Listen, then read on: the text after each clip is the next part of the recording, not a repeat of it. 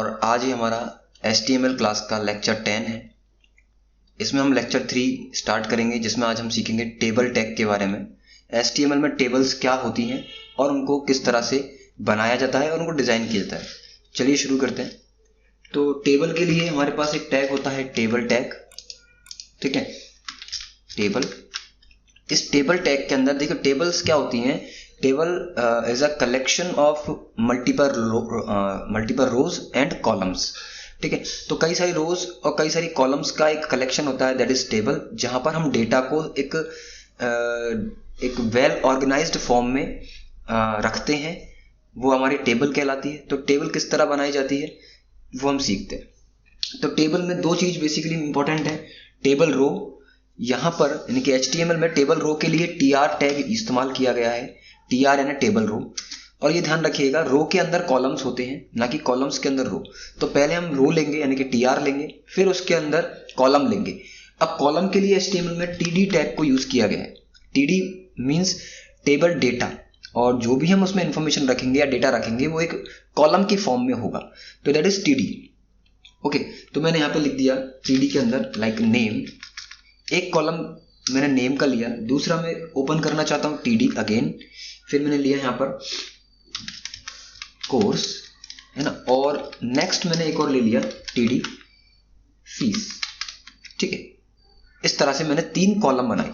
अब 3 कॉलम यानी कि एक रो में 3 कॉलम मैंने डिजाइन किए। ठीक है, इसको एक बार सेव करते हैं, आउटपुट दिखाता हूं मैं आपको इसका।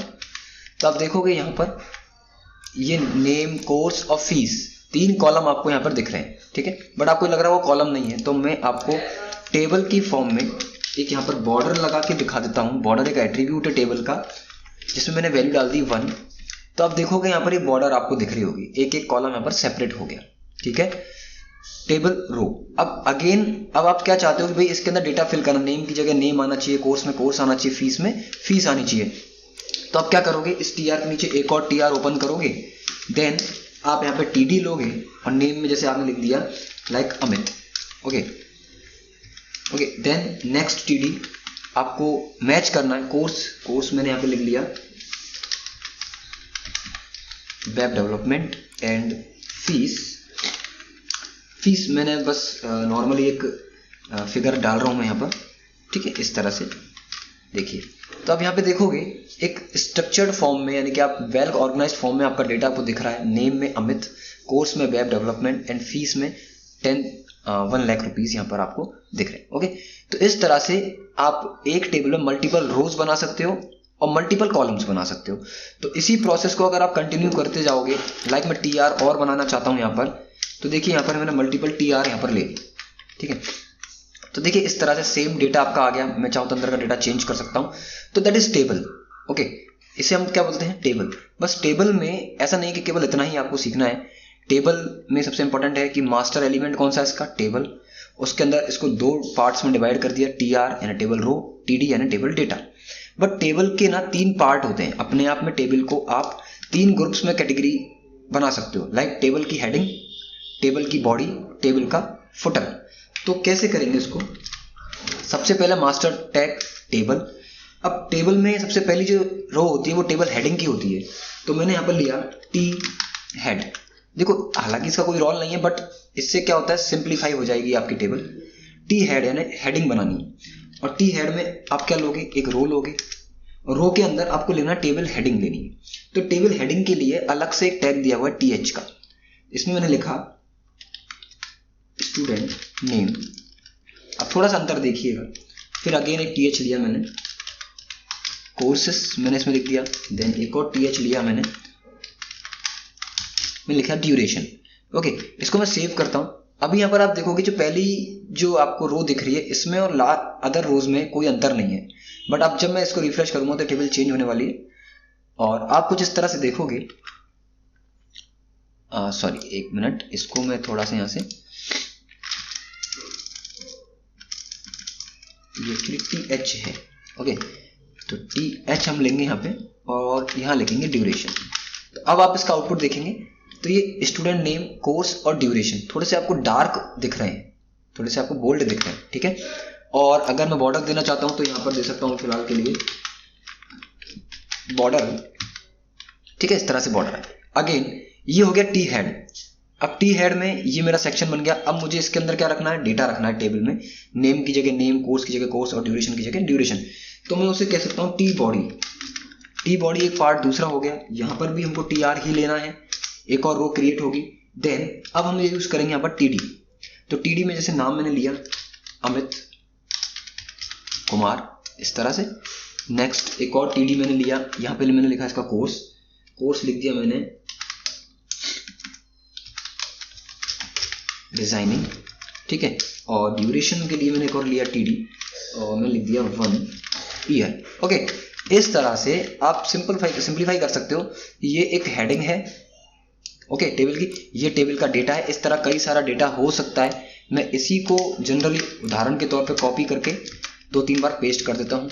तो यहाँ पर आप मल्टीपल रोज आपकी जनरेट होती जाएंगी और डेटा आप यहाँ पर चेंज भी कर सकते हो, ठीक है। टी बॉडी के बाद जो लास्ट जो इसका सेक्शन होता है या फिर आप उसका लास्ट ग्रुप कह सकते हो, उसे बोलते हैं टी फुट। तो लास्ट में अगर टेबल में कोई टी फुट आप देना चाहते हो तो आप टी फुट यहाँ पर दे सकते हो, ठीक है। और इसमें भी आप अपना जो भी कंटेंट आप रखना चाहो, लाइक एक और टी आर मैंने यहाँ पे लिया और यहाँ पर मैं लिख सकता हूँ लाइक कितने स्टूडेंट्स हैं, 3 हैं टोटल। तो मैं यहाँ पे लिख सकता हूँ एक टी डी लेके 3 स्टूडेंट्स, लाइक, ठीक है, इस तरह से। ओके, और एक और टी डी मैंने लिया, यहाँ पर लिख दिया मैंने डिजाइनिंग कोर्स, इस तरह से लिख दिया। और एक और लिख दिया मैंने टोटल 1 ईयर। ऐसे कुछ भी मैं अपना डेटा जिस तरह से भी जमाना चाहता हूँ वो मैं जमा के रख सकता हूँ यहाँ पर। बट मैंने आपको केवल बताया है HTML में ये है, इसलिए मैंने आपको बता दिया कि एक टी हेड होता है, टी बॉडी होता है, टी फुट होता है। और टेबल के 3 पार्ट हो गए, उसका हेड सेक्शन, उसका बॉडी सेक्शन और उसका फुटर सेक्शन, ठीक है।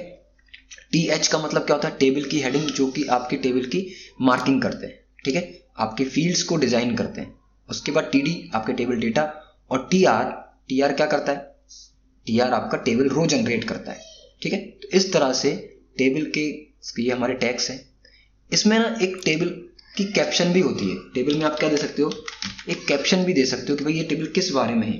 तो मैंने यहाँ पे लिख दिया कोर्स डिटेल, ठीक है। तो मैंने एक कैप्शन टैग यूज किया टेबल के अंदर, सबसे ऊपर देखिए टेबल की ओपनिंग के बाद कैप्शन में लिखा मैंने कोर्स डिटेल्स।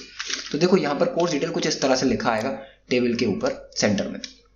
तो ये जो टेबल है वो कोर्स डिटेल से रिलेटेड इसके अंदर डेटा आपको मिलने वाला है। तो आप ये कैप्शन का यूज कर सकते हैं। इसके अलावा अगर आप इनमें कुछ कॉलम वाइज कुछ स्टाइलिंग करना चाहते हो तो CSS के अंदर हम इनमें स्टाइलिंग करेंगे, है ना। और अलग अलग TD के अंदर, TR के अंदर, जैसे भी चाहे हम उसको स्टाइलिंग कर सकते हैं, ठीक है। इसके अलावा इसमें टेबल में आप क्या यूज कर सकते हो, लाइक आपने विड्थ यूज किया, क्या यूज किया, अब मैं आपको समझाने की कोशिश कर रहा हूँ। लाइक आप टेबल क्या देना चाहते हो, विड्थ देना चाहते हो, ठीक है। और आपने विड्थ इसकी दे दी 100%, सेव किया, रिफ्रेश किया। देखिए ये जो टेबल है आपकी पूरे पेज के 100% साइज के बराबर हो जाएगी, ठीक है। तो पूरी की पूरी टेबल हो गई है ना 100%। तो आप विड्थ का भी यहाँ पे यूज कर सकते हो। हालांकि टेबल में और भी कुछ टैग्स हैं, बट मुझे नहीं लगता कि आपको अब अभी जो नया ट्रेंड है, जो नई अपडेट्स हैं, उसमें टेबल को इतना डीपली पढ़ने की जरूरत है। हालांकि फ्रंट एंड में और बैक एंड में टेबल्स का बहुत सारा यूज होगा, बट हम इनको CSS के थ्रू डिजाइन कर सकते हैं, उनकी आईडी और उनकी क्लासेस के थ्रू इनको टारगेट कर सकते हैं। तो वो सारी चीजें हम लोग डिटेल में CSS की क्लासेस में सीखने वाले हैं।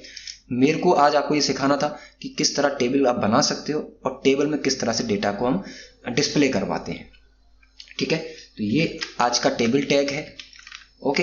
अगर अच्छा इसमें देखिए, अगर आप चाहो तो कॉलम्स के ग्रुप बना सकते हो। लाइक मैंने यहाँ पर एक टैग यूज किया कॉल ग्रुप, ये भी टेबल के अंदर ही यूज होने वाला टैग है कॉल ग्रुप। कॉल ग्रुप के अंदर एक होता है स्पैन टैग। कौन सा tag, span tag. Span tag में मैं क्या करूंगा, कॉलम्स को ग्रुप कर दूंगा। कैसे, अब यहाँ पर कितने कॉलम है, देखिए first, second and third, 3 column है। पहला कॉलम है स्टूडेंट नेम का, दूसरा है कोर्सेज का, तीसरा है ड्यूरेशन का। तो यहाँ पर 3 कॉलम है। 3 कॉलम में से अगर मैं चाहूँ तो एक एक कॉलम को या 2 कॉलम्स को क्या कर सकता हूँ, ग्रुप कर सकता हूँ। फॉर एग्जाम्पल मैंने किया कॉल ग्रुप 1, देखिए 1 किया, और अभी इसको नोटिस मत कीजिएगा, मैं स्टाइल थोड़ी सी CSS की देके यहाँ पे आपको दिखा रहा हूँ। बैकग्राउंड कलर, और मैंने इसको दे दिया येलो। ओके, कुछ इस तरह से मैंने इसको बैकग्राउंड कलर दिया, सेव किया। तो आप देखेंगे कॉल स्पैन में जो पहला कॉलम है वो एक ग्रुप हो गया और उसका पूरे कॉलम का बैकग्राउंड कलर क्या हो गया, येलो हो गया। अगर मैं इसको स्पैन 1 की जगह स्पैन 2 कर दूं तो आप देखोगे 2 कॉलम ग्रुप हो गए।